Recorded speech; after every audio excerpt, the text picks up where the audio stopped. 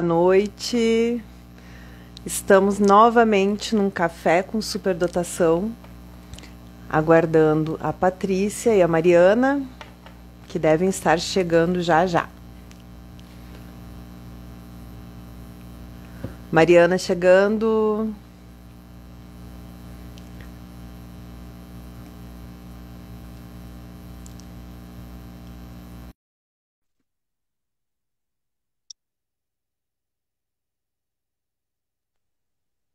Boa noite, Roberta. Tudo bem? Boa Oi, boa noite. noite. Boa noite, pessoal. Tudo bem?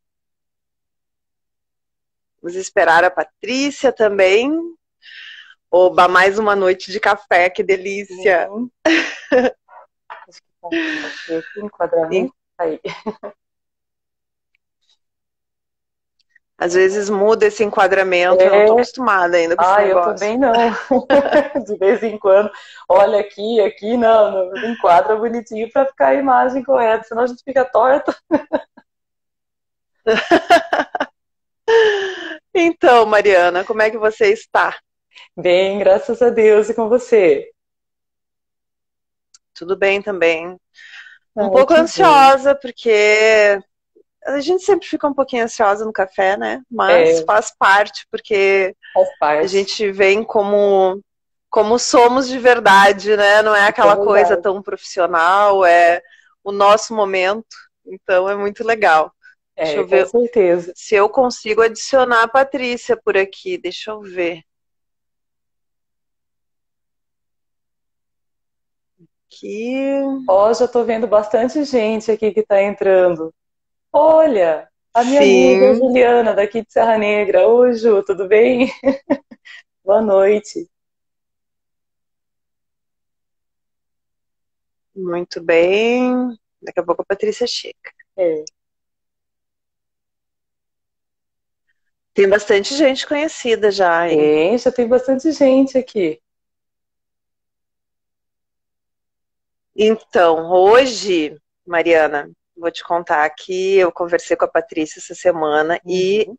ela vai nos dar Então, dois prêmios. é muito, muito bom, Dois muito prêmios bom. muito legais. Ai, tomara que E quem eu já ganhe, estou. os ganhadores usufruam Ah, desse presente, né? olha, eu acho que esse presente não vai ter como não usufruir, É, porque é mega é top, importante. né? Mega importante mesmo. Com certeza. Eu já estou imaginando aqui, pensando nas perguntas, porque é claro que tem sempre a ver com o tema da nossa live, né? É. Então, Ah, Mary Jane, oi, bonitas, você também é bonita. ué, não sei o que aconteceu aqui que deu que a Patrícia não conseguiu entrar. A Jana Vamos também uma ver, vamos vez esperar falou mais que um ela pouco. tentou entrar e não conseguiu. Acho que é, não sei, a conexão, talvez? Bugs do Insta, É, pode ser. pode ser. Vamos ver, mas daqui a pouco ela entra. Enquanto isso, o pessoal vai chegando. Tem 9 pessoas já, logo entram Uhum. mais. E a gente vai. Eu vou ficando quieta que vai falando, por favor, pro pessoal, que eu vou procurando a Patrícia Eu aqui. estou procurando aqui também alguma, sabe, alguma informação aqui, alguma mensagem, né? Se a Patrícia escreveu alguma coisa. Estou olhando, mas por enquanto, Não, não. É. por enquanto não. Eu convidei ela agora Uhum. para live, daí vamos ver, ela vai autorizar a qualquer momento aí. Bom, gente, Bom, como a gente anunciou, né? é. Hoje é a Patrícia Nilman que vem conversar com a gente. E, como sempre, serão momentos muito cheios de emoções, de amor, de carinho, de conhecimento. Como vocês sabem, a Patrícia é uma referência dentro das altas habilidades em nível de Brasil.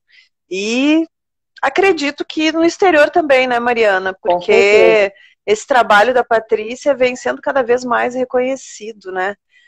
Então, é, é uma pessoa muito querida a todos, que vem trazendo esse, esse conhecimento das sobrecitabilidades que fazem toda a diferença na clínica, principalmente no trabalho da psicologia, né? Que a gente tem esse olhar diferenciado.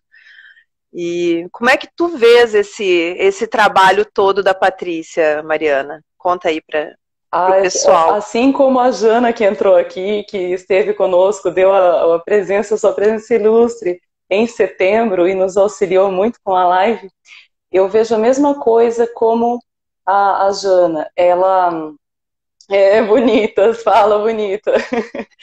Ela Oi, Jana. A Patrícia entrou. Ela auxilia a gente a compreender essa parte mais emocional, que ela é tão importante, porque é o que a gente menos consegue lidar. É a inteligência que a gente mais precisa desenvolver. Não se desenvolve nas escolas, não se desenvolve nos trabalhos, em lugar algum. A gente fica à mercê das nossas emoções e muitas vezes a gente sofre por não saber lidar com a sobrecitabilidade num cérebro neurodivergente, né, que sofre ainda mais em comparação com os demais. Verdade. Chegou! Boa noite, Boa noite. Boa noite. Que bom que deu. Então, Patrícia, isso.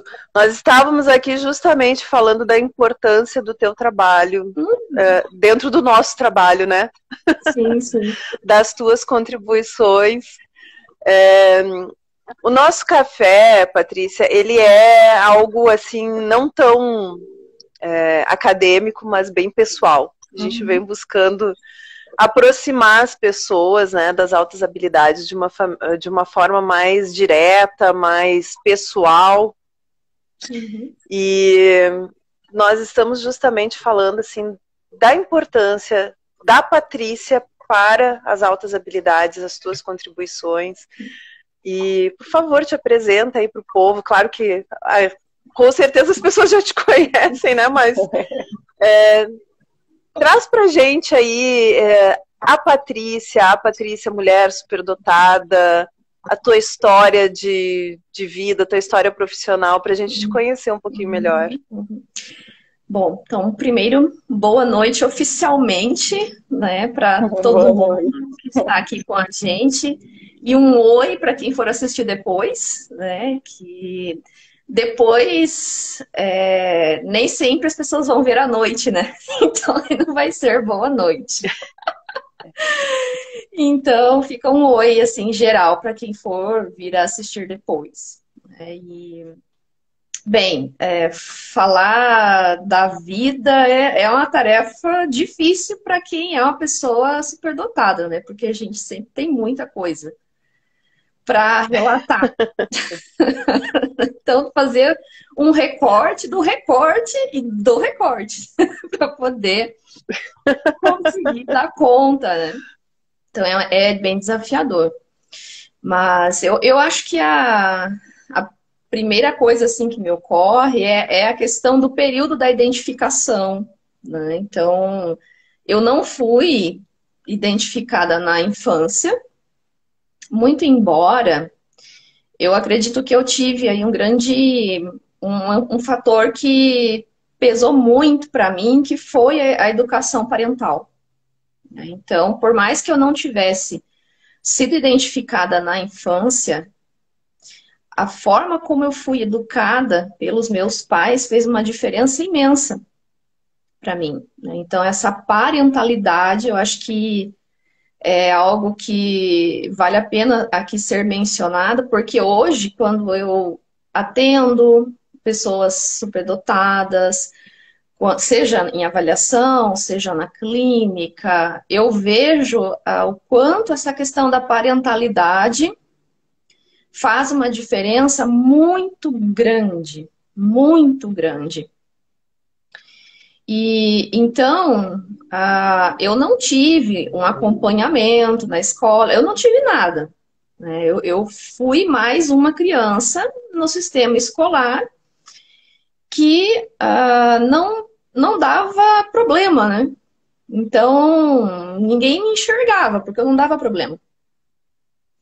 E eu também tive um perfil que é um perfil que acaba sendo aquele mais, digamos, o melhor aceito, vamos dizer assim, na escola, porque eu acabava sendo a melhor da turma, eu sempre fui a melhor, mas naquela época onde pelo menos onde eu vivi, não havia aquela questão do nerd, então eu não sofri preconceito nesse sentido, porque não havia isso onde eu cresci, enfim, em período que eu fiquei na escola e tudo mais. Eu só fui ter sofrimentos com isso quando eu já estava aí em níveis mais adiantados da educação. Então, quando estava no ensino médio, aí sim. Então, os problemas começaram mais tarde. Mas quando eu era criança, eu não tive problemas na escola, porque alguns preconceitos eu não sofri, porque não existiam dentre as crianças e tudo mais. E o que eu não tinha na escola, que era o atendimento para minha necessidade intelectual, isso não tinha, eu nunca tive, mas eu tinha um incentivo muito grande em casa. Então, isso fez uma diferença muito grande. Claro que se eu tivesse, né, tido na escola, teria sido maravilhoso, teria sido incrível, mas não tive. E eu também tive um outro fator que eu acho bem importante aqui comentar, que era a questão social. No aspecto social, eu tinha habilidades sociais com as outras crianças. Então, eu também não sofria por causa disso, porque eu conseguia me enturmar. E eu não sei como que isso se deu muito bem, né? Como que eu consegui fazer isso na infância, mas então eu não tive problemas na escola. Porque eu tinha uma parentalidade em casa que dava um suporte para mim. Eu tinha habilidades sociais com as outras crianças, então eu conseguia me relacionar bem com as outras crianças. E era a melhor aluna em termos acadêmicos, então, ou seja, eu passei invisível, ou seja, eu não dei problema. Então, eu não fui aquela que fazia bagunça, que incomodava os outros, ou que não tirasse notas, né, suficientes para passar. Esses problemas comuns que a gente tanto ouve, né? As queixas de professores, até mesmo, né, de famílias, e das pessoas superdotadas depois na vida adulta, né? Só que uma coisa que eu tenho observado com o tempo que eu venho trabalhando, é que eu sou praticamente uma exceção. São muito poucos os relatos, na verdade, praticamente quase nenhum relato igual ao meu. No sentido de eu ter essa combinação, né, vamos dizer assim, de fatores. Ter uma parentalidade que supria o que eu precisava, o que não tinha na escola, mas tinha em casa, somado com o fato de ser uma excelente aluna na escola, intelectualmente, e somado com uma boa capacidade de relacionamento social com as outras crianças. Então, essa combinação, eu vejo esses três fatores dificilmente estão juntos, né, na mesma pessoa.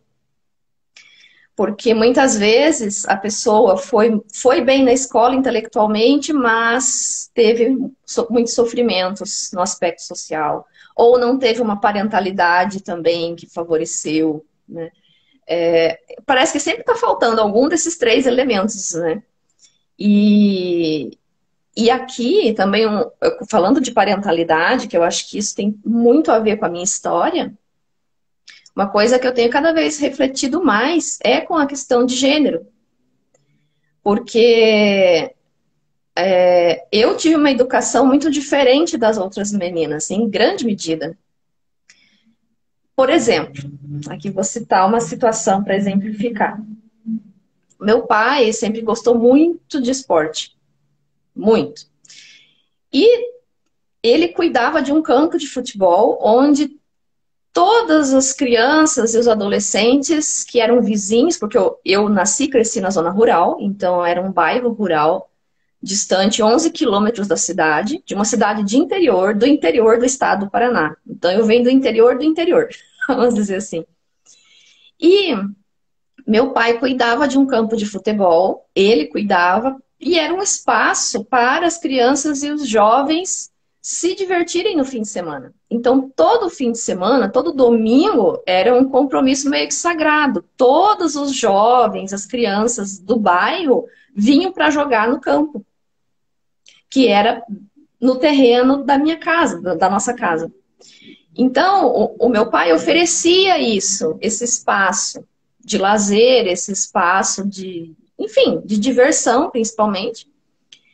E ele também jogava com todo mundo. E nesse lugar, por exemplo, meu pai ele nunca disse, ó, as meninas não podem jogar, porque futebol é coisa de menino. E isso, hoje, que eu tenho a consciência do quão extraordinário era nos anos 90, num bairro de sítio do interior de uma cidade de interior onde havia uma cultura extremamente patriarcal e machista, onde as meninas eram educadas literalmente, sim, para casar muito jovens, porque esse era o único projeto de vida que você podia ter. E era muito bem delimitado, né? As meninas podem isso e não podem aquilo, né? Então, os estereótipos de gênero eram muito enraizados e muito fortes.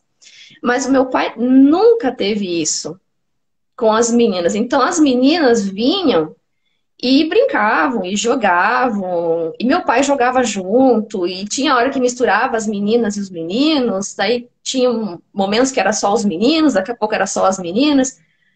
Jogava vôlei, jogava futebol. Todo mundo brincava junto.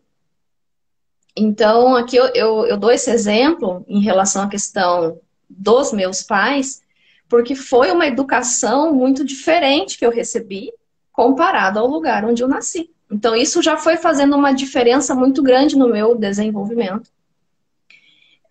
E meu pai, ele era o único pai de toda aquela comunidade que proporcionava isso para as outras crianças e para os adolescentes. Nenhum pai vinha nem sequer para ver o filho ou a filha jogar.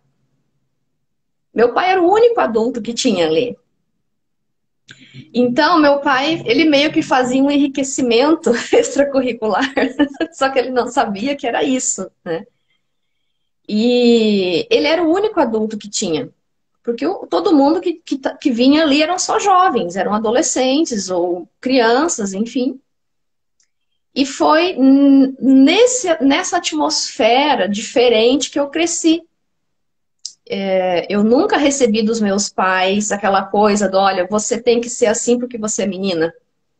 Né? Porque você não pode tal coisa porque você é menina. Né? Eu nunca ouvi esse tipo de coisa. Isso nunca fez parte da minha educação.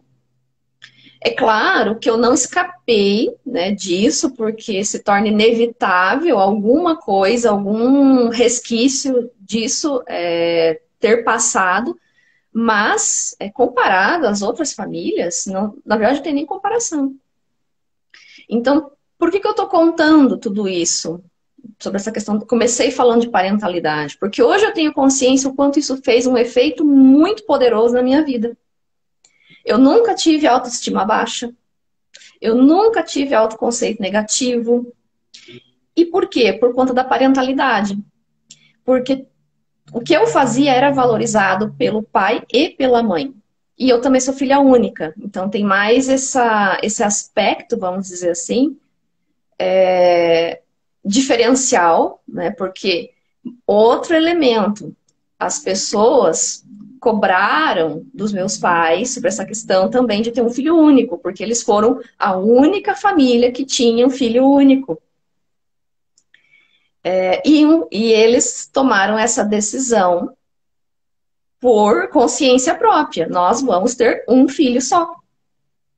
Né? Nós não queremos mais filhos. Então, eles sofreram uma pressão social muito grande por conta disso, porque todas as famílias eram muito mais numerosas. Né? Era uma questão cultural ter muito mais filhos. Então, meus pais sempre foram muito fora da curva também, os dois, né? E isso culminou para uma educação fora da curva também. Então, eu não recebi aquela educação machista, aquela educação patriarcal. Eu sempre fui muito valorizada nos meus potenciais, naquilo que eu fui fazendo, que eu fui me desenvolvendo, eu sempre fui muito valorizada. E meus pais, o que eles puderam oferecer para mim, eles ofereceram. Eles não tiveram muitas condições econômicas porque eu venho de uma família pobre. Então, eles eram agricultores, pequenos agricultores, então a vida, economicamente falando, era muito difícil. Mas, por exemplo, outros diferenciais. Meus pais, mesmo com todas as dificuldades econômicas que a gente tinha, eles faziam questão de assinar uma revista que vinha todo mês um número. Na época, eu acho que até hoje ela existe, é uma revista chamada Família Cristã. É uma revista que ela era editada pela Diocese da Aparecida do Norte. Eu acho que até hoje existe essa revista. Mas era uma revista que, muito embora ela fosse editada por uma editora católica, não tinha só coisas de religião na revista. Tinha de tudo. Tinha, e era o meio de comunicação dos anos 90, né? Então, ou era isso, ou era a TV aberta. Então, meus pais pagavam a assinatura da revista para poder ter alguma informação diferente do Jornal Nacional, por exemplo, né? Então, essa revista tinha sobre economia, vinha sobre política, vinha notícias internacionais, tinha de tudo. Então, eu cresci em contato com a revista. Quando eu era mais criança, eu olhava só a parte infantil da revista. Conforme eu fui crescendo, eu fui me interessando pelos outros temas também. Tanto é que teve uma vez que a revista fez um concurso de desenhos que tivesse uma temática política. Era um tema voltado às questões políticas e tudo mais. E eu me lembro que o meu desenho ganhou e foi publicado na revista. Foram acho que 4 ou 5 desenhos do país inteiro, né, que eles iam selecionar, e o meu foi um dos vencedores. Tinha que ter um tema reflexivo, o desenho, né, em relação a alguma coisa. Então, tudo isso, por que eu estou contando tudo isso? Porque isso vai incidir diretamente depois da minha construção de carreira, por exemplo. Começou lá atrás, ou seja, o cultivo, a cultura, o conhecimento, mesmo que meus pais não pudessem dar o que eles até queriam, eles queriam poder comprar muito mais livros para mim, porque eu adorava, e então eles queriam poder fazer isso, mas não tinha dinheiro, não dava. Naquela época era tudo muito mais difícil para você comprar um livro. Morando no interior do interior, não havia acesso. Então, tudo isso, né, foi o contexto da época. Mas eu tive o incentivo, né, e a valorização. Então, ou seja, além de eu gostar, eu tinha um pai e uma mãe que valorizavam, mesmo que não pudessem comprar tanto assim. E somado a isso, então, as outras coisas, ou seja, então aquilo que eu queria fazer, por exemplo, as ideias que eu tinha, eu não era reprimida nas ideias que eu tinha. Meus pais escutavam as ideias que eu tinha. E havia um diálogo sobre aquilo que eu queria conversar, porque eu era muito ligeira, então qualquer coisa eu já entendia muito cedo. Eu tinha um entendimento intelectual das coisas que era muito rápido, né? Eu tive um desenvolvimento muito acelerado, muito precoce. Com 2 anos eu já sabia ler e escrever. E sendo que quem me ensinou o início foi a minha mãe. Então eu lembro muito nitidamente ela me ensinando o alfabeto. E eu aprendi muito rapidamente. Eu aprendi a ler praticamente sozinha, porque depois que ela me ensinou qual era a lógica da leitura, eu simplesmente li. Então também tem esse fator que eu digo que é individual. Existe uma pluralidade muito grande nas pessoas superdotadas, porque eu tive esse desenvolvimento de uma facilidade muito grande para aprender algumas coisas, de modo que a minha mãe me ensinou o alfabeto, eu aprendi na primeira vez que ela me ensinou o alfabeto, praticamente. E depois ela me ensinou qual era a lógica de juntar as letras, né, os sons formando sílabas e as sílabas formando palavras, e ali eu aprendi a ler. Então, nem todo mundo é assim. Em contrapartida, né, eu já tive mais dificuldades na parte psicomotora.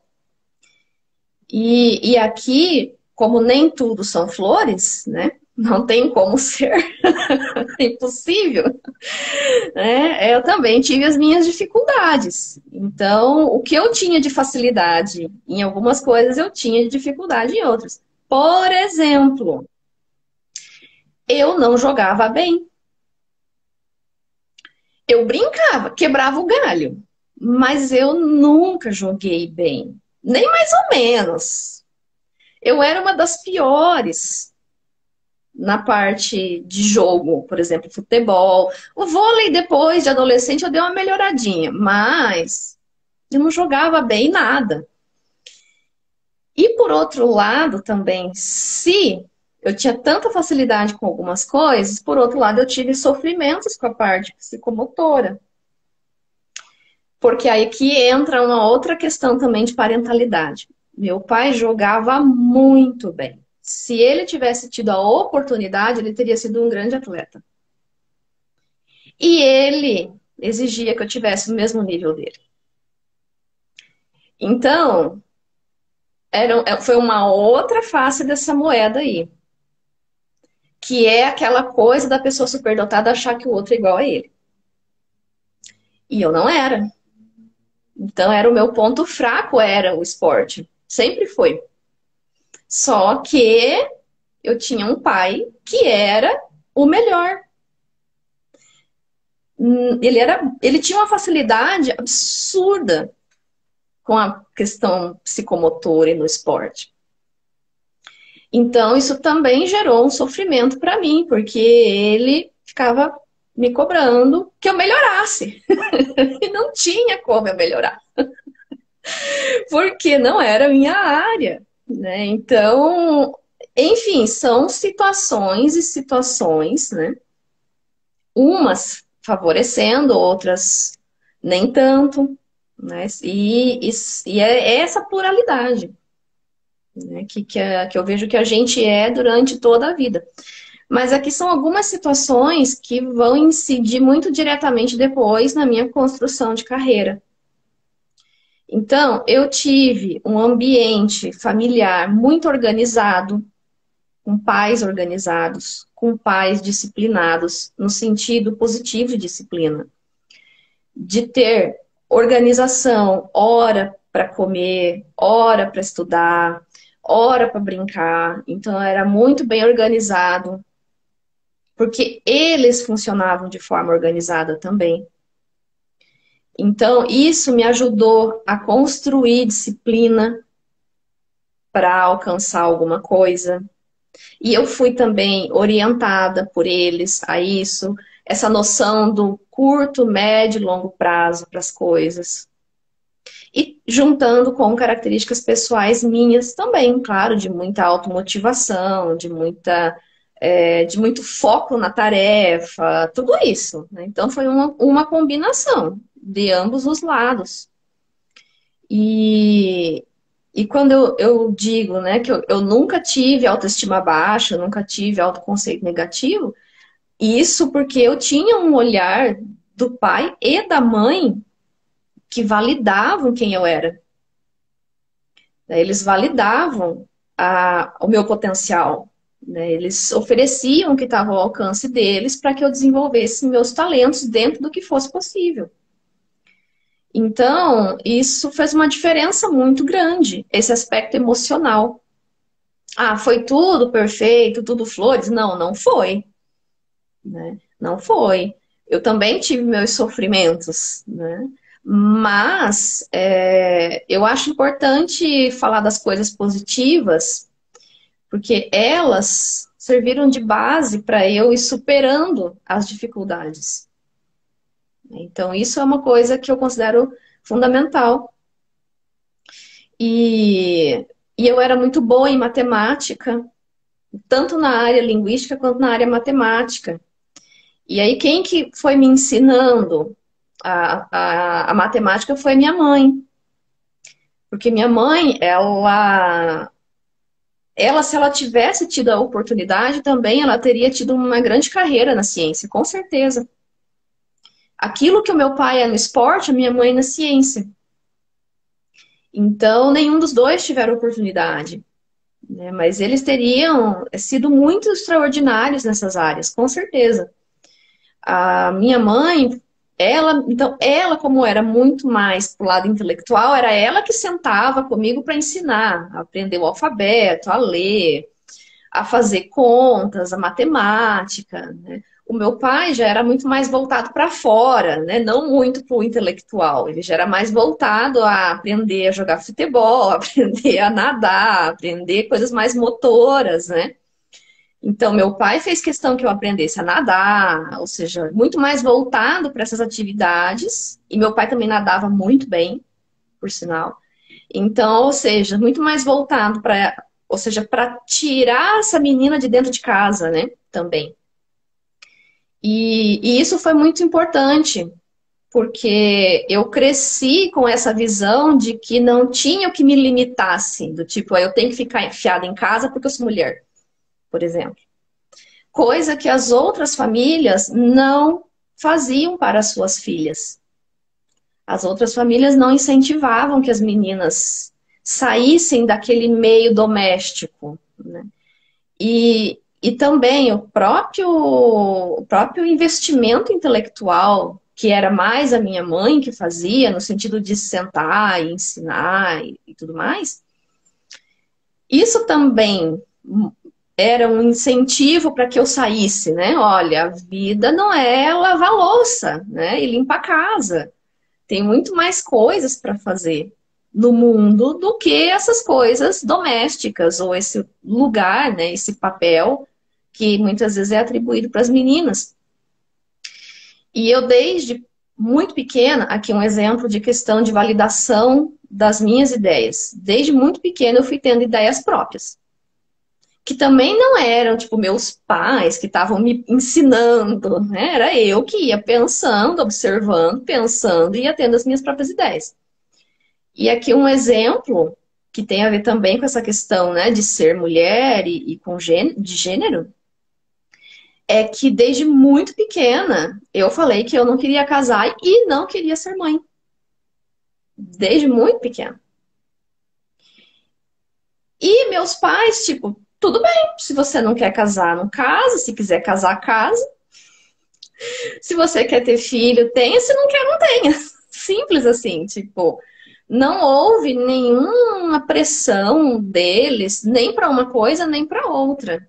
Né? Então, diferente, muito diferente da cultura onde eu nasci. Que as famílias direcionavam as meninas para o casamento cedo, não eram incentivadas a estudar, eram incentivadas à maternidade, aquela coisa toda, né? E eu, desde muito pequena, dizia, não quero me casar e não quero ser mãe. Eu quero ser cientista. Então, essa já era a minha escolha de vida desde muito pequena. Eu nem sabia muito bem o que era ser um cientista, porque na época a minha noção de ciência era de ciências naturais, de laboratório, essas coisas todas, né? Era a única coisa que eu sabia. Mas eu queria ser aquilo. Eu fui conhecer ciências humanas muito mais tarde, né? Enfim. Mas, e ter pais que me apoiaram, ou seja, que não me privaram desse objetivo, e não vieram dizendo, não, mas você tem que casar porque você é mulher, você tem que ser mãe, né? Tudo isso que incide sobre a questão de gênero fez uma diferença muito grande, porque como eu tinha apoio do pai e a mãe, o resto que explodisse. Eu não tava nem aí, né? Para os outros. Tava nem aí o que os outros iam falar, o que eles iam achar ou deixar de achar. E eu ouvia em casa isso. Meus pais diziam, olha, o que os outros falam não importa, importa o que você quer para você. Então, eles incentivavam essa autonomia. Se você tá feliz, se você tá bem, é o que importa. Não é o que os outros acham que é bom para você. Então, eu tive muito essa orientação voltada para a autonomia. Então, todos esses fatores que eu estou chamando de parentalidade vão incidir diretamente em toda a minha construção de busca na vida adulta de realização, né? De realização dentro daquilo que eu gostava de fazer, que foi sempre estudar. A coisa que eu mais gostava de fazer na vida era estudar. Né? Eu praticamente nem saía de casa, né? Se eu pudesse, ficava só em casa estudando por gostar. Né? Só que aí, ao mesmo tempo, eu também recebi dos meus pais boas orientações para conviver com outras pessoas. Então, dentro do que foi do limite deles, eles me ensinaram como conviver com os outros. E eu também fui aprendendo, observando, e fui... eu sempre muito sensível, eu fui observando e fui vendo o que dava para fazer, o que não dava. Claro que eu também tive muitas dificuldades, como eu disse, nem tudo é flores. Eu estou contando a parte positiva para reforçar a importância de tudo isso. Mas é claro que existiram dificuldades. Eu precisei fazer muita terapia também, faço terapia até hoje, para me ajudar a lidar comigo para eu poder lidar com os outros. Porque conforme a gente vai crescendo, vai ficando mais difícil as relações. Pelo menos para mim, porque na infância era muito mais fácil no meio que eu cresci. Mas conforme eu fui crescendo, foi ficando mais difícil. Aí eu fui entrando em contato com os estereótipos, com os preconceitos. Aí eu já não era mais bem vista na sala de aula por ser a melhor aluna. Então, eu já não conseguia fazer tantos amigos como eu tinha na infância. Na infância, eu era amiga de todo mundo na escola. E depois, quando eu cresci, já nem todo mundo gostava de mim. Então, ou seja, já foi ficando muito mais difícil as relações. E na faculdade, depois também, eu já não tinha toda aquela habilidade social que eu tinha na infância. Porque, de fato, as coisas foram se tornando mais complexas. E também houve um limite, né? Eu tinha um limite de habilidade social. E nisso, então, a terapia foi fundamental. Quando eu fui fazer terapia, que eu comecei a ter um aprendizado mais profundo de relacionamento social. E eu venho aprendendo até hoje. Eu continuo fazendo terapia até hoje. Então, são etapas, né? Eu vejo assim que são processos em etapas da vida e que vão incidindo e vão nos mostrando possibilidades. E nessas possibilidades é a gente que vai inevitavelmente precisando decidir para que lado a gente vai, né? E quais decisões que a gente vai tomar para realizar aquilo que a gente deseja, né? Mas, no geral, assim, eu vejo que tudo isso contribuiu muito para que eu fosse uma pessoa que não, digamos, não diminuísse a automotivação para alcançar objetivos. Então, as barreiras que comumente são introduzidas nas meninas, né, que acabam se introjetando, eu acabei ficando, diria, bastante livre delas, graças à parentalidade que eu recebi. Porque essa parentalidade funcionou como uma barreira para esses estereótipos do que é ser menina, em grande medida. Né? E então isso não adentrou no meu espaço, do tipo, eu não posso tal coisa porque eu sou mulher. Isso nunca existiu para mim. Essa realidade nunca existiu. Mas não existia porque era a realidade dentro de casa. E de uma também, aqui de uma coerência parental, né? Porque o meu pai e a minha mãe, eles educavam na mesma linha. Não tinha aquela coisa da mãe educar de um jeito e o pai do outro. Não houve, eles tinham uma coerência muito grande. Então, eu sabia exatamente o que esperar de um e de outro. E eu sabia que a decisão deles era sempre a mesma. Então, não tinha aquela coisa, eu vou pedir para o pai para ver se... Não. Se a mãe falasse não, não tinha aquela coisa, ah, eu vou pedir pro pai, ou vice-versa, né? Os dois tinham exatamente a mesma linha parental. Então, o que um dizia era o que os dois diziam. Então, essa coerência também me ajudou muito a me construir como pessoa. Foi muito importante na minha educação. Então, tudo isso se reflete depois, né? Se reflete no meu desenvolvimento de talentos ao longo da vida.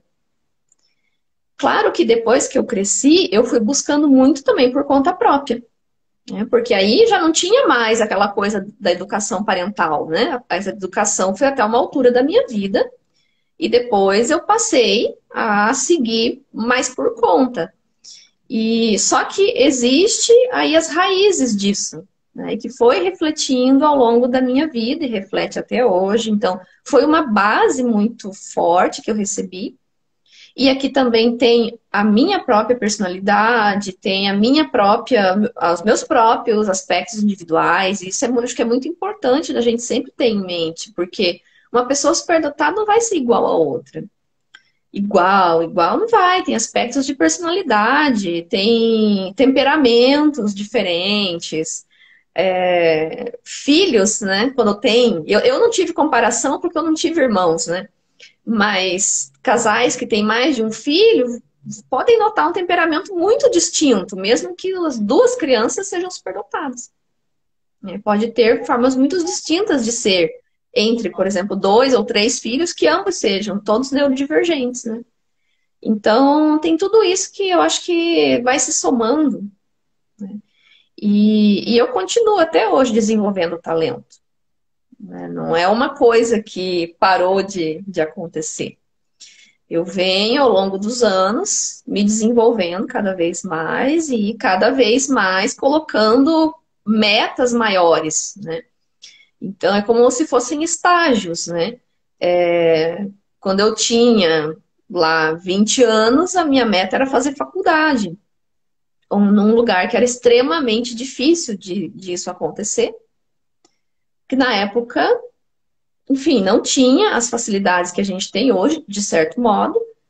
Eu não tinha condições socioeconômicas, então havia muitos fatores externos que eram fatores que impediam, vamos dizer assim, seriam fatores impeditores. A questão socioeconômica, morar no interior do interior. Eu queria fazer um curso que era um curso muito mais difícil do que hoje de você conseguir fazer, que é psicologia.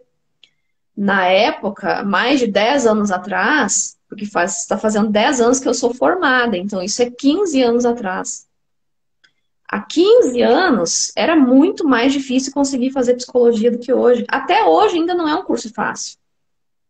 Ele é um curso que tem em alguns lugares de forma pública, e se não for público é preciso ter uma condição para pagar, enfim. Então, até hoje, não é um curso fácil de você fazer. São 5 anos de dedicação. Então, tem tudo isso. Agora, imagina há 15 anos para quem vinha, que nem eu, do interior, morando numa zona rural, para eu sair desse lugar e conseguir cursar um curso como psicologia. Era um objetivo muito longe da minha realidade. Tanto que esse tipo de objetivo não era compartilhado por nenhum outro jovem da minha idade, onde eu nasci e cresci. Ninguém queria fazer faculdade. Os outros jovens, eles se contentavam em terminar o ensino médio e conseguir um emprego. E para eles isso era o máximo que eles almejavam para a vida.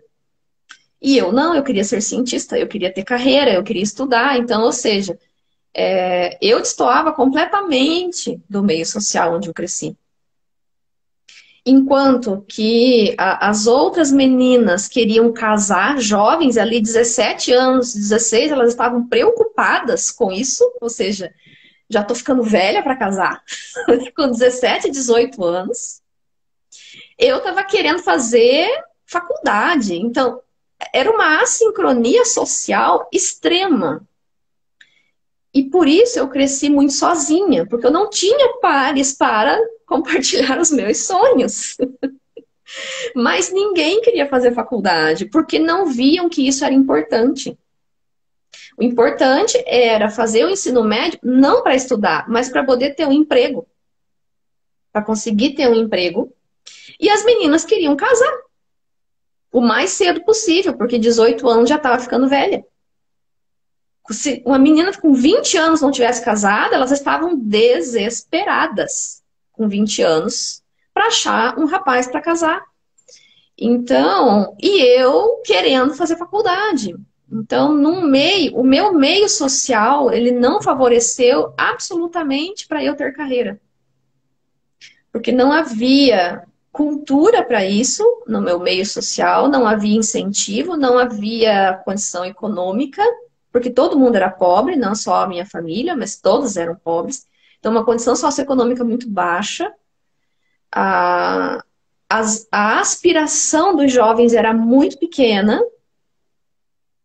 no sentido de não desejar algo a mais, né? Era só aquilo ali e já estava bom, né? Era o máximo que se almejava chegar. Então, socialmente, eu não tinha suporte nenhum. Mas eu tinha suporte dentro de casa, suporte emocional dos pais.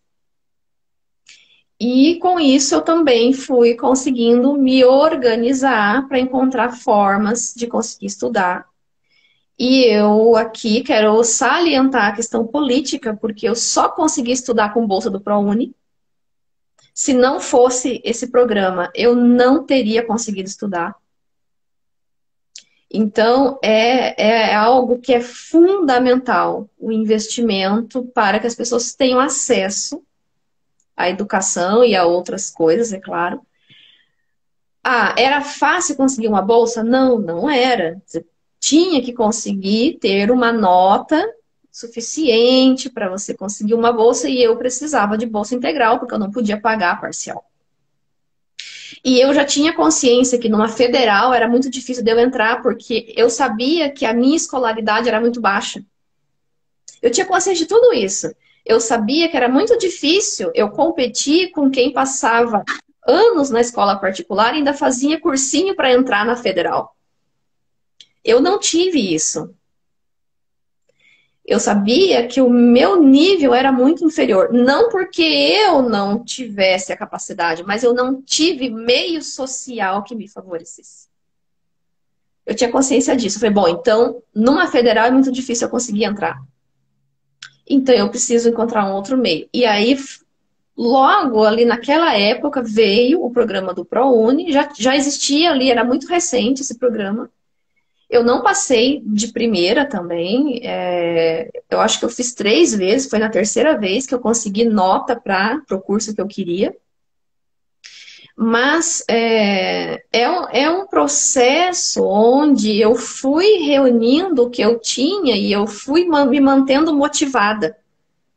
Eu fui me mantendo motivada, eu não desanimei, né? Porque eu não passei na primeira vez que eu fiz o ProUni para conseguir o que eu queria, eu não passei no segundo ano, eu só fui conseguir no terceiro ano. Então, e dentro de condições muito adversas, eu comecei a trabalhar muito cedo, eu comecei a trabalhar criança, desde criança eu trabalho.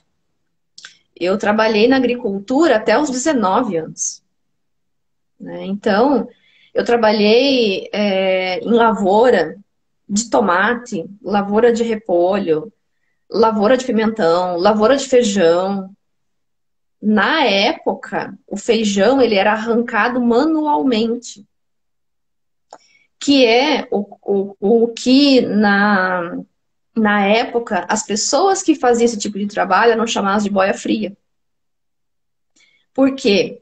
Porque tinha que levantar muito cedo, madrugada, para poder arrancar o feijão enquanto ele ainda estava úmido, porque não dava para arrancar o feijão depois que o sol esquentasse. Então tinha que levantar de madrugada para arrancar o feijão o mais cedo possível. E quando chegava o almoço, como as pessoas iam muito cedo, né? Até chegar o almoço, a comida tinha esfriado. Por isso que eles eram chamados de boia fria. Durante a minha adolescência, eu fui boia fria. Eu trabalhei em lavoura de feijão dos 15 aos 19 anos. Eu arranquei feijão dos 15 aos 19 anos. Era a única subsistência que a gente tinha. Então, em outras lavouras eu trabalhei desde criança. E até os 19 anos eu trabalhei como boia fria. Então eu trabalhei muito, desde muito cedo. E nesse contexto socioeconômico, se não fosse eu acho que aqui dois fatores. As próprias questões individuais da superdotação, somado com a parentalidade dos meus pais, eu teria, muito provavelmente, seguido que nem os outros jovens ali ao meu redor, onde as aspirações não chegavam longe, porque, afinal de contas, como que você ia aspirar a algo a mais? Não havia contexto para isso. E aí, então, aqui, eu acho que é um grande resumo, um resumo de um recorte, né, de um pouco do contexto da minha vida até eu chegar na faculdade.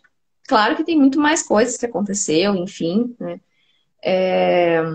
Eu não fui direto para a faculdade, eu fiz outras coisas antes, até conseguir chegar, e depois a coisa foi se encaminhando, né? Então aí a carreira acadêmica começou, aí as coisas foram aos pouquinhos andando, vamos dizer assim, mas eu nunca perdi o objetivo sempre além, né?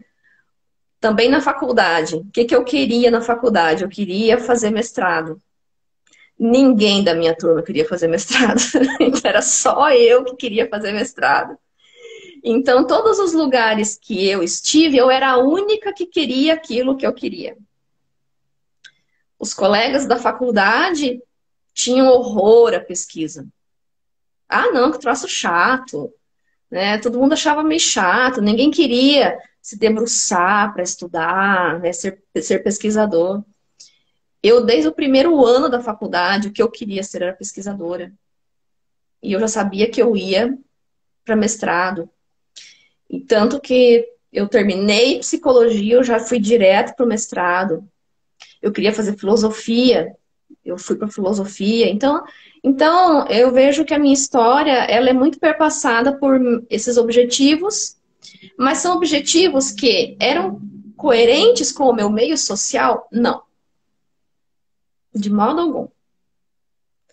Porque alguém que era boia fria, almejar fazer faculdade, não era o esperado, né? E uma menina que não queria casar e não queria ser mãe, não era o esperado. Tipo, o que você vai fazer da vida se você não casar e não for mãe? É mais ou menos isso, né? Tipo, não tem mais nada para você fazer, né? Além disso.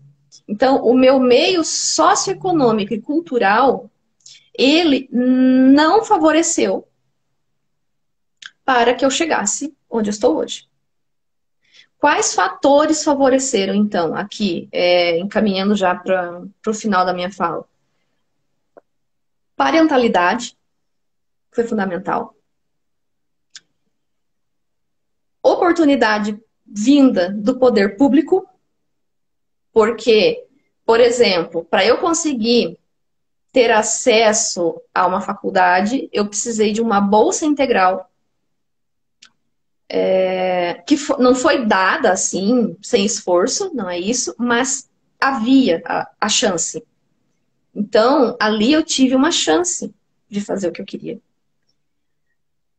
Eu me lembro também aqui um outro exemplo da questão do poder público. A cidade que eu nasci é uma cidade bem do interior do Paraná. Mas teve uma gestão de um prefeito que ele reabriu a biblioteca pública, porque ela tinha sido fechada por muito tempo. Então ele reabriu a biblioteca pública e eu morava na biblioteca. Porque na época a internet era uma coisa muito difícil de você ter acesso. Não havia acesso como hoje. Então, eu morava na biblioteca. A bibliotecária me emprestava livros sem compromisso de devolver, porque ela sabia que eu era uma pessoa muito responsável. Enquanto as outras pessoas tinham que devolver em 15 dias, eu podia ficar o tempo que eu quisesse. E como é que eu passei, então, na prova para uma bolsa integral? Porque eu percebi duas coisas, né? Aqui eu não tinha nível de outros estudantes que tinham tido oportunidade.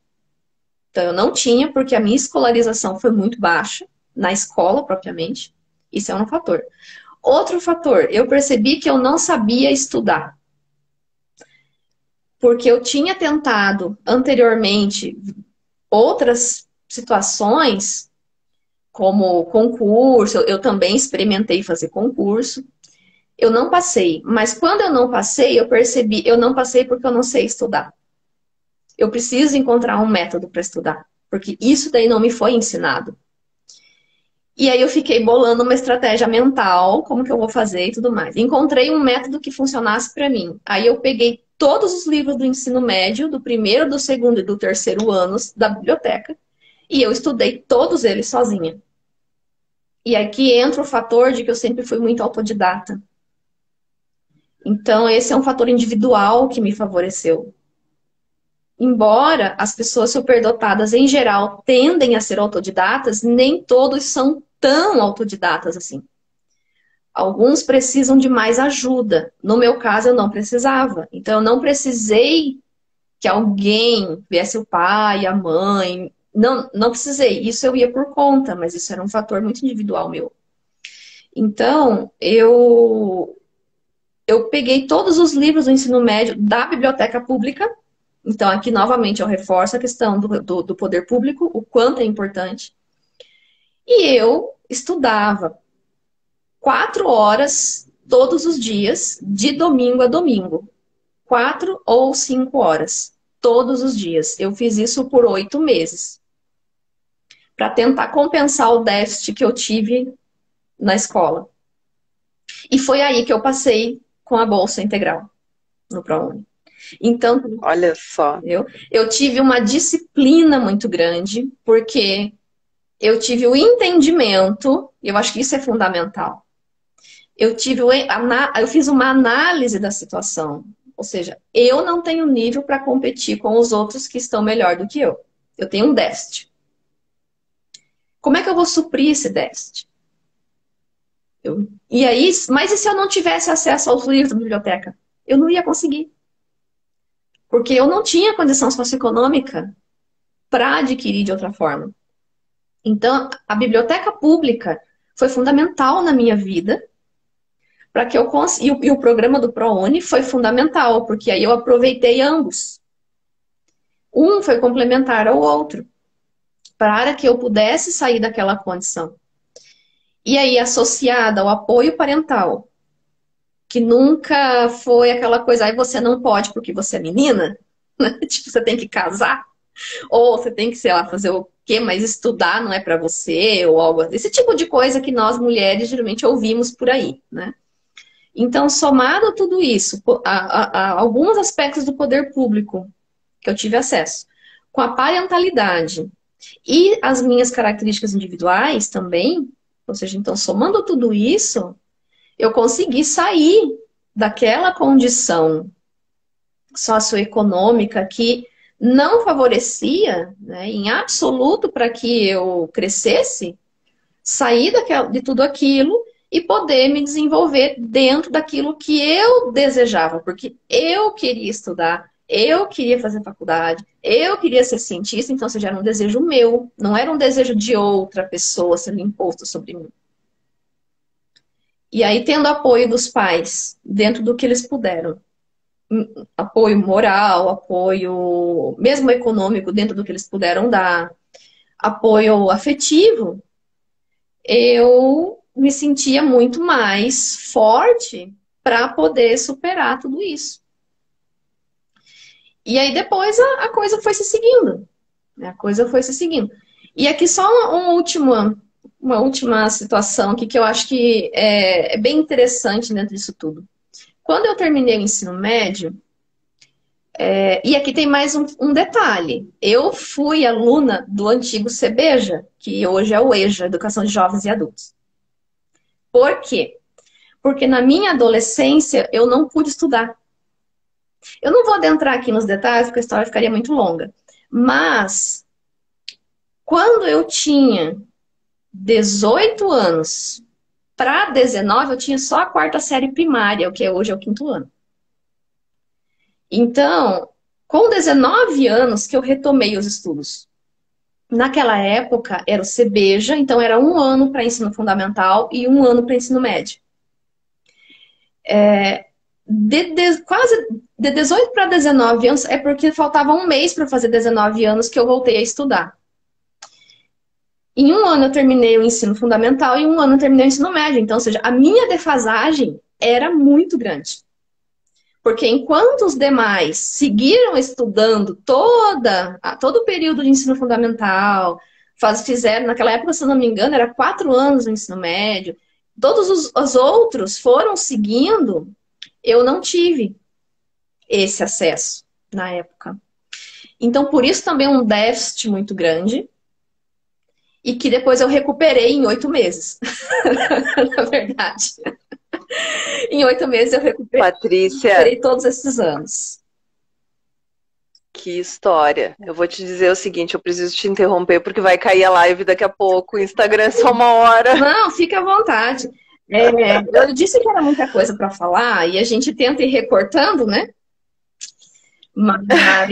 Mas eu vou te dizer assim que eu seria capaz de ficar a noite inteira aqui escutando, porque que história. E tem coisa. Quanto mais eu te quanto mais eu te conheço, mais eu te admiro, viu? Porque e me dá um quentinho no coração, porque eu vejo esse querer todo na Laila e quando tu falas em parentalidade, eu pensei assim, puxa, estamos no caminho certo. A Ana um dia vai chegar nesse lugar também, porque ela tem isso em casa. Sim. Que história, eu me emocionei profundamente. Muito grata por compartilhar a tua história com a gente. A história é muito eu acho que não vai dar tempo da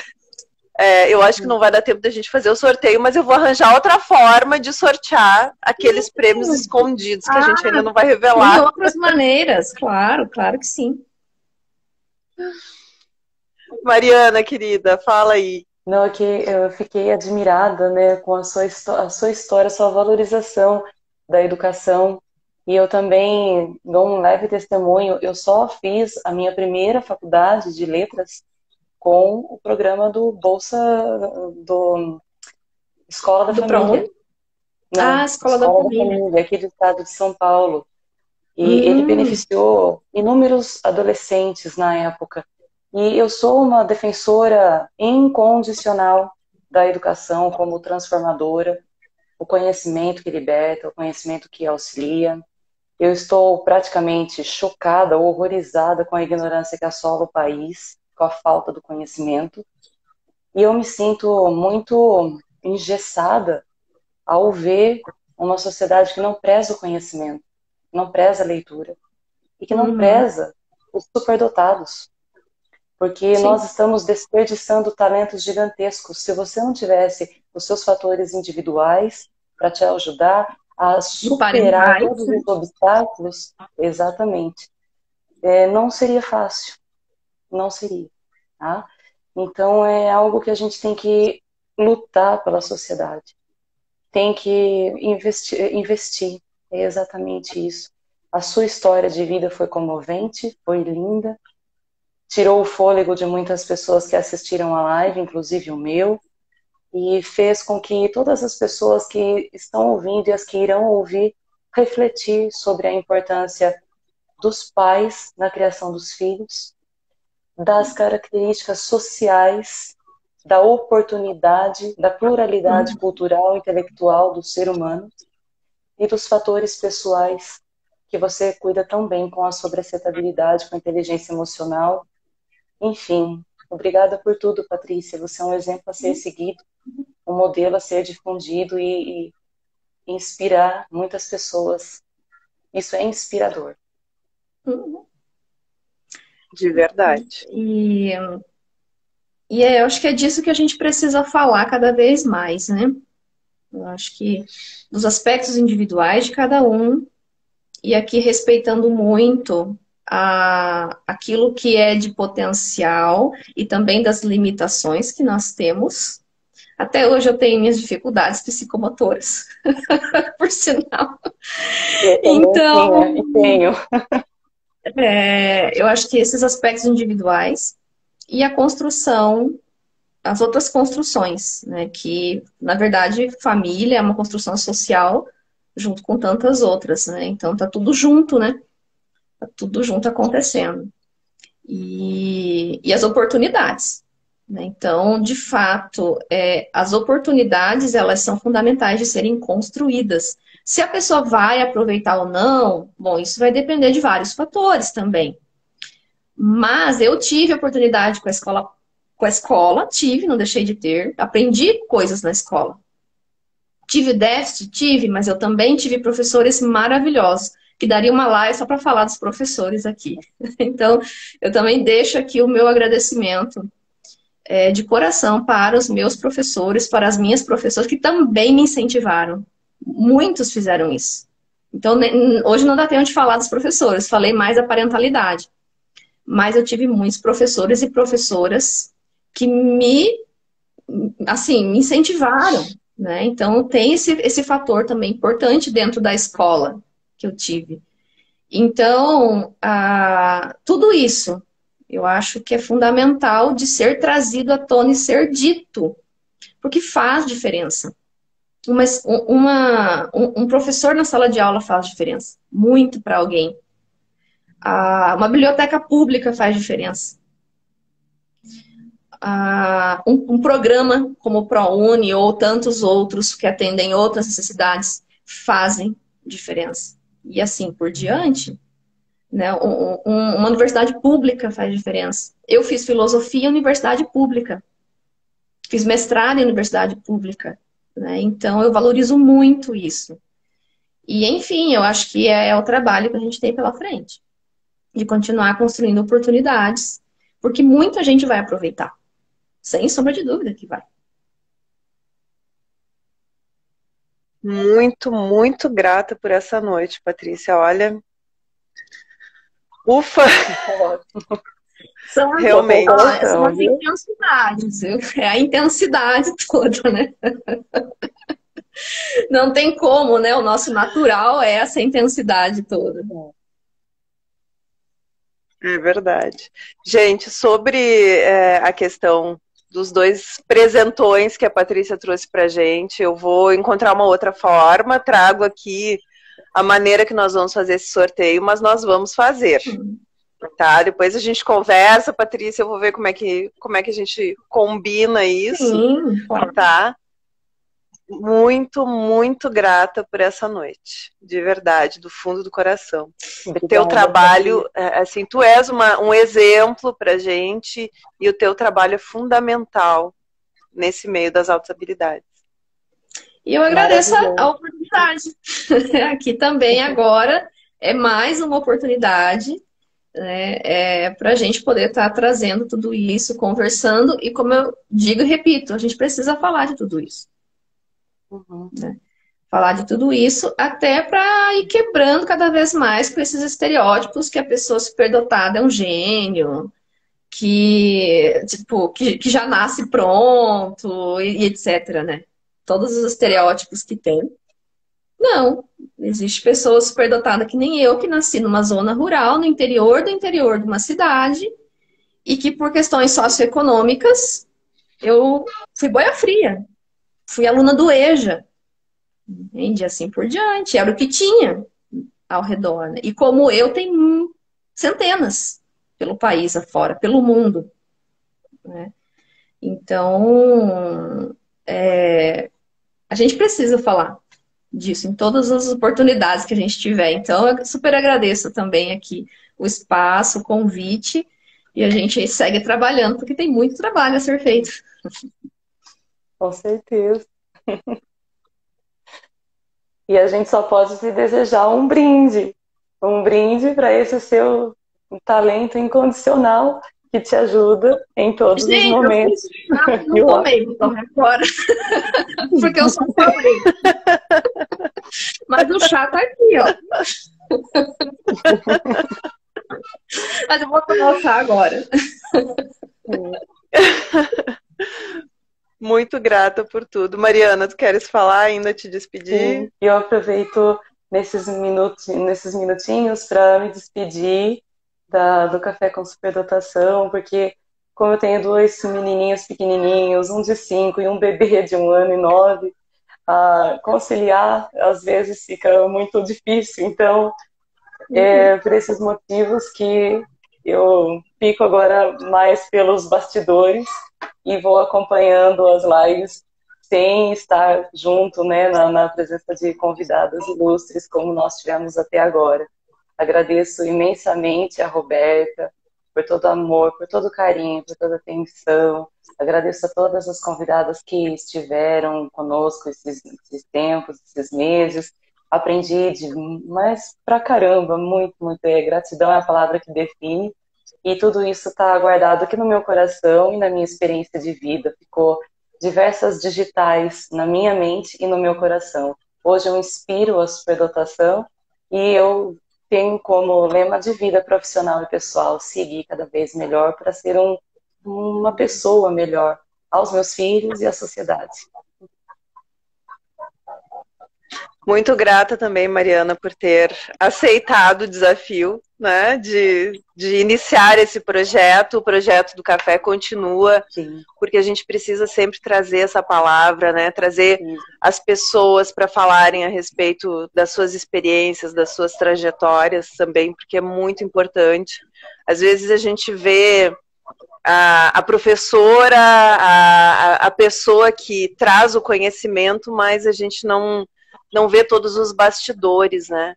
E conhecer a tua história, Patrícia, realmente está sendo transformador para mim e me fazendo olhar para a minha forma de ser mãe, porque eu também tenho uma pequena cientista em casa que quer povoar Marte, que quer fazer coisas incríveis, e eu sei que eu sou a ferramenta para que ela consiga ser quem ela quer. Muito mesmo grata, de novo, assim, te admiro cada vez mais. Mariana, mais uma vez grata. Beijo, gente. Beijo, boa noite. Boa noite, meninas. Boa noite, pessoal. Tchau, tchau. Boa noite. Tchau, tchau. Tchau, tchau.